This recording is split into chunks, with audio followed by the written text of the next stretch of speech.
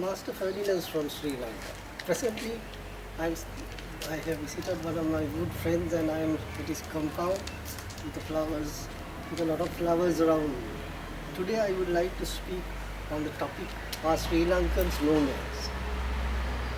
One may ask the question, why am I speaking on this topic? Because if one looks at the central bank data, more than 20% of our working population have migrated, and most of them to the Middle East. And this has given a lot of foreign resources or foreign currency to Mother Lanka, because around 8 billion US dollars they send back every year annually. This is around 10% of our national income, because our national income is around 80 billion US dollars annually.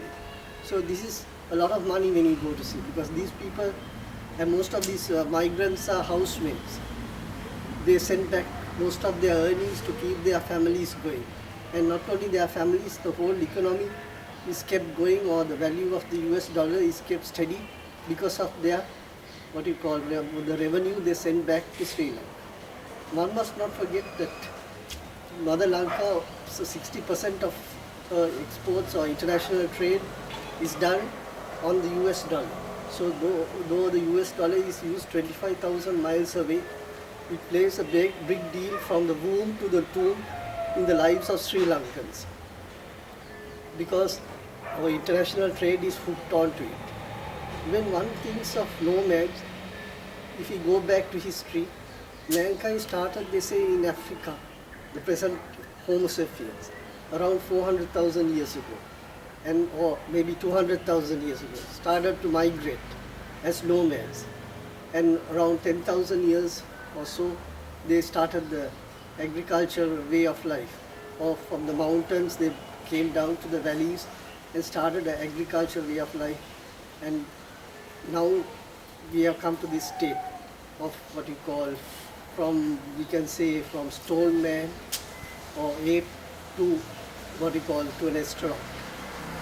When we think of Mother Lanka, she had this a very rich history, maybe over 3,000 or even some say even 5,000 years before Vijay came to Sri Lanka, there have been people living in Sri Lanka. Even Queni was one of those people who were living in Sri Lanka. And if one thinks of the future, maybe in another 10 years, we may have about 40% of our working population who have migrated. And this will be a lot of revenue for Mother Lanka. Maybe around 200 billion US dollars will be sent back. And this way we'll be able to achieve that goal of 1 trillion US dollars annually. It won't be a pipe dream. So, because 20% of that 1 trillion will be sent back by the sons and daughters of Mother Lanka who are working abroad. And this way we'll be able to come on par with the USA in per capita income. Or we'll have a per capita income of around 50,000 US dollars annually.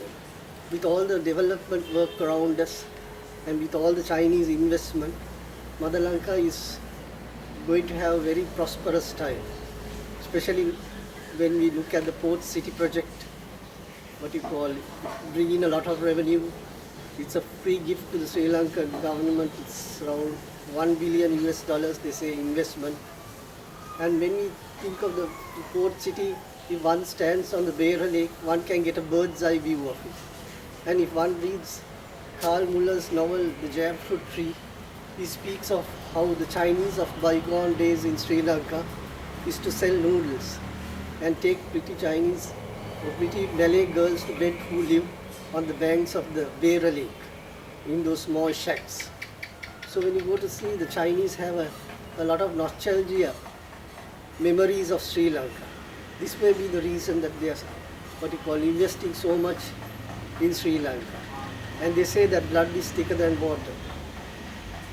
So we can see with all the investments going on and with Mother Lanka's sons and daughters migrating, and this way this will bring in more economic welfare to all of us. So though we are maybe classified as a nation of nomads, we will be very prosperous economically, because all these nomads, most of them will be sending their money back to Sri Lanka.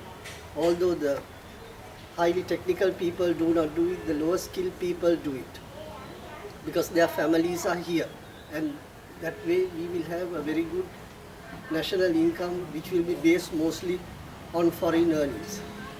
So with all this on the cards, I will close with the song Lanka Lanka